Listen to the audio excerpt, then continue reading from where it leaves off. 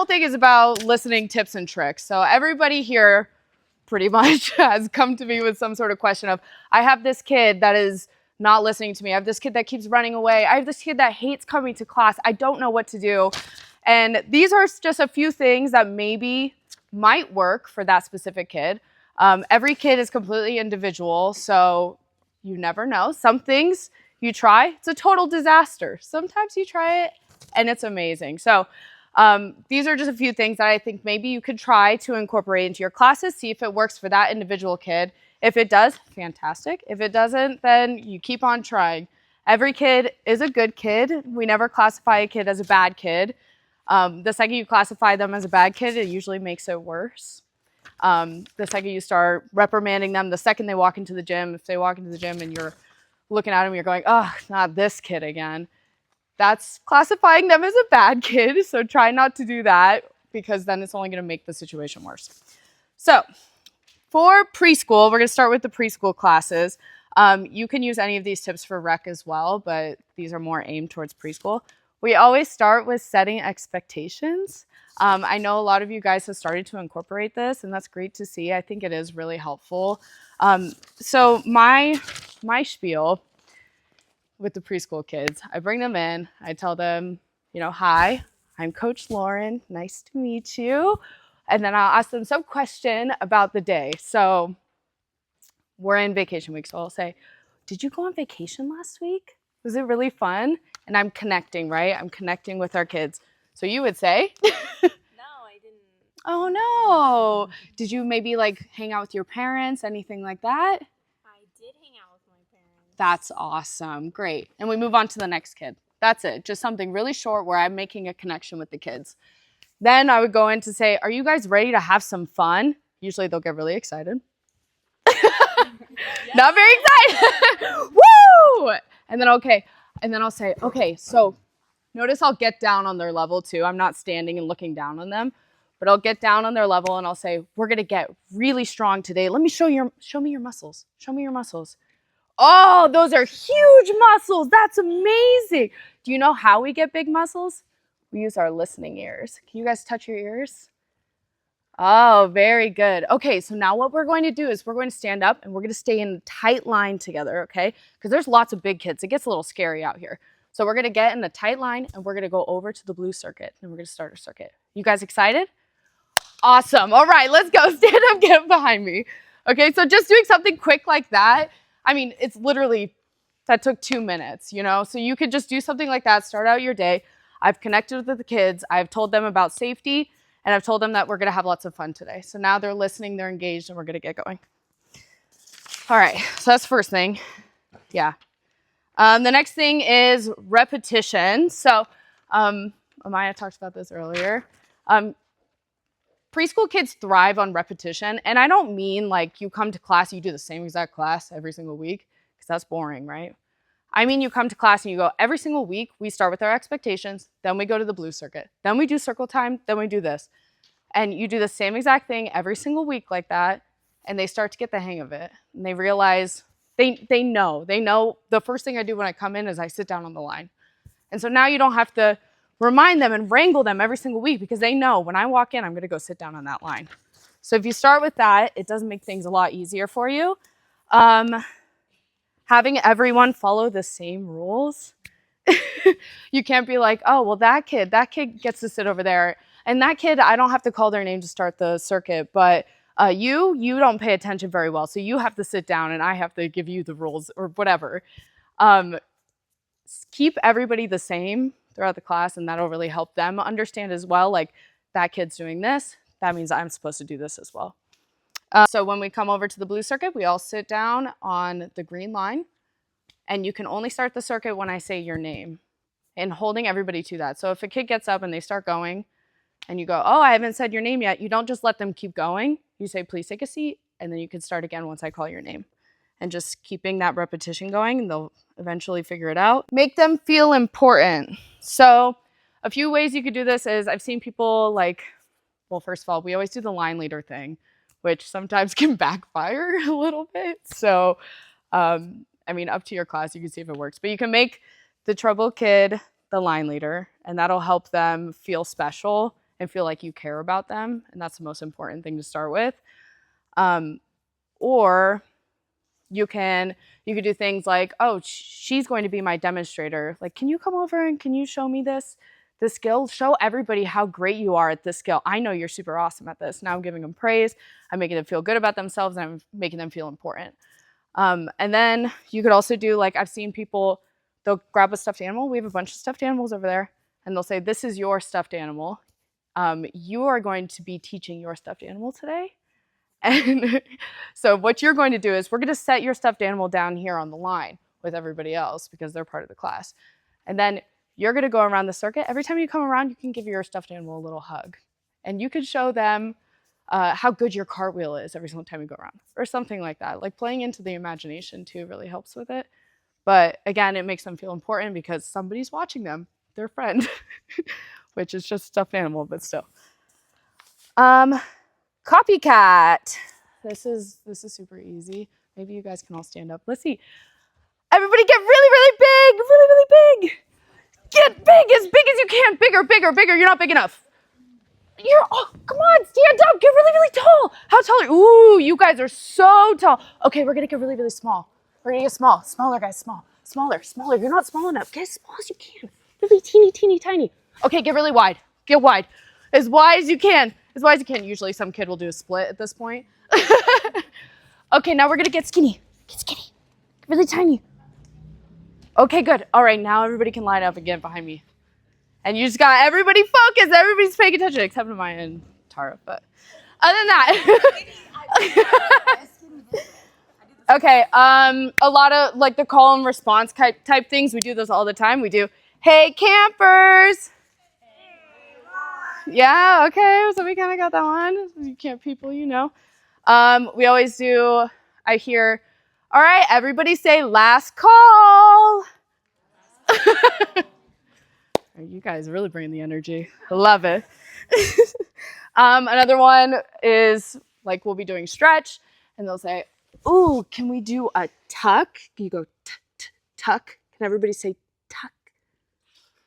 Very good. All right. You do the same for pike, for straddle, whatever you want. But getting them to listen, and now they're learning the terminology as well. Using a tone of voice is important. I had an example.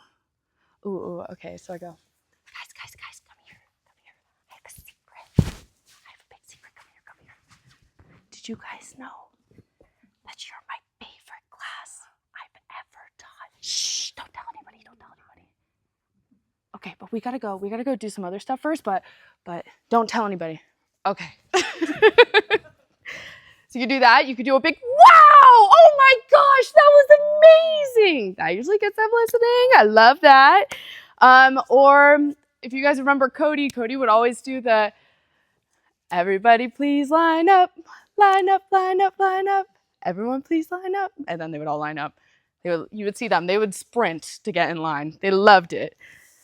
And then just keeping it fun, honestly. Like, if you look at a kid and they're just bored the entire time, this is when you have to play. You got to figure it out. But there's always going to be something that they find fun. So keep searching and try to find that one thing.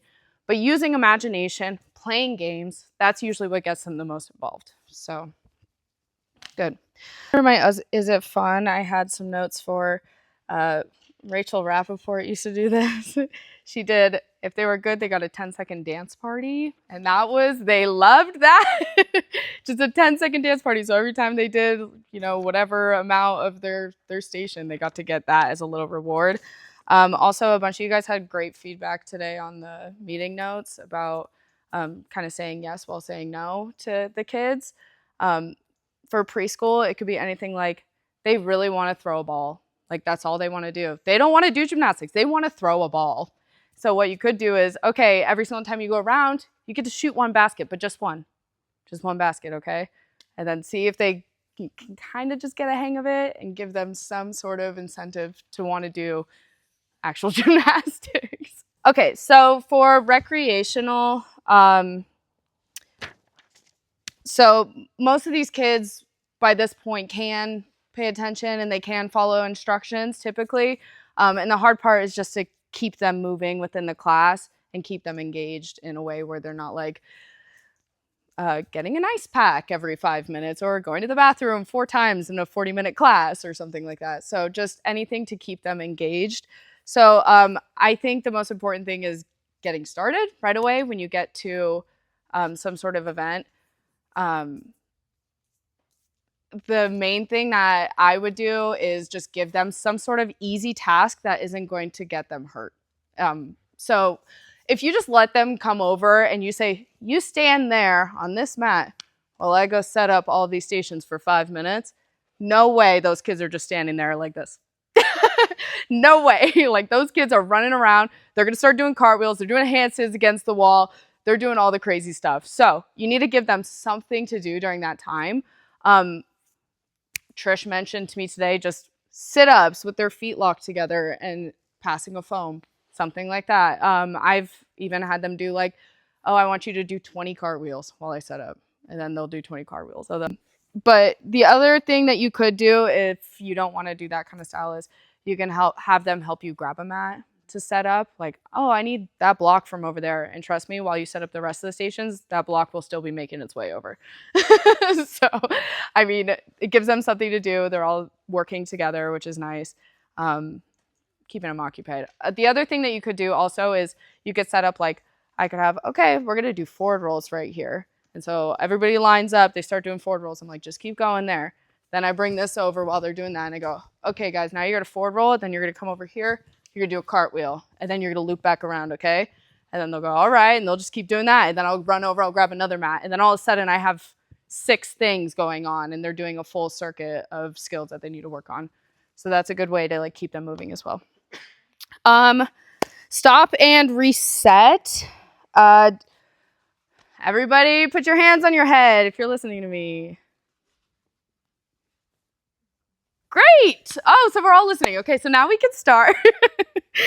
I actually put this one down because it worked really well for me with one of my classes. I was going crazy. I said, everybody close your eyes and count to 10. And so they all went like this and they counted to 10. I'm like, well, at least I know you're not doing anything if your eyes are covered. Like you're not doing a handstand like this. So I thought that was great. Again, the call and responses. I also like when I'm explaining game rules, I'll do like some sort of like interactive something there too. Like if I'm like every single time you do 2 of your station, everybody put a 2 on your head. Every time you do 2 of your station, then you get to put 1 piece on the board. How many pieces? 2! Wait, 1 piece. 1 piece, 2 turns. Okay, awesome. Well, you're listening better than me. So yeah, doing some sort of like interaction like that is good too. And then my last thing, if all things are just going completely haywire, your rotation just sucks. I'm sorry, you picked a terrible game today and it's just not working out. Everybody's yelling at each other. They're pushing. It's not good. So my last thing would be like, okay, guys, we're going to be done here. Let's go get a drink of water. And we're just all going to up and leave. I don't care if we did 5 minutes of that event. We're just going to up and leave. If we have time at the end, we can come back and try to do something else and switch it up. But that's a great learning experience for you as a coach. You just found out what didn't work for you. So don't be afraid to try things and just jump out there. You can always stop and reset. Last thing is add in a game. Games that you're working together as a team are the best games. Any game that it's like, let's see who can hold the chin hold for the longest. That's the worst game you could play. Do not play that game. That only has 1 winner, which is not great. And it makes everybody else feel like crap. And they're pushing so hard that they look like they're dying. And it does not look fun by any means. So if you could do, hey, we're all going to do a chin hold. And if you get to 3 seconds, you get a point. Now everybody can be a winner, which that's kind of the best kind of game. But an even better version of that is if you hold for 3 seconds, you get to go put a piece on the board. And once the whole board is full, then we win and we get to move on. So now everybody's working together towards this common goal. And it doesn't single anybody out as a loser. And everybody's happy and excited to play. And if that one kid cheats, who cares? It's just making you finish your game faster. So that's great. Adding in some sort of challenge. Grace is always really good about talking about asking first if they want a challenge. Sometimes you offer a challenge and they're like, I can't do that. And now immediately they're shutting down. So just saying like, oh, that's a great cartwheel. Would you like a challenge? And then if they're like, oh yeah, okay, now I'm going to give you these scarves. Can you hold them in your ears the entire time? Now they're like, oh, I don't know if I could do that. And it makes it a little more fun and they're keeping them engaged. And my last point is just to not overthink it. Like everybody is always trying to think of some like crazy, like convoluted game to play with the kids. Like you don't need to do all that. Just grab a piece, put it in a board, you know, erase a tally mark on a board, something like that. Like those are the best kind of games. Keeps the kids moving and they're not super focused on it. They're more focused on doing the gymnastics. That is all for me.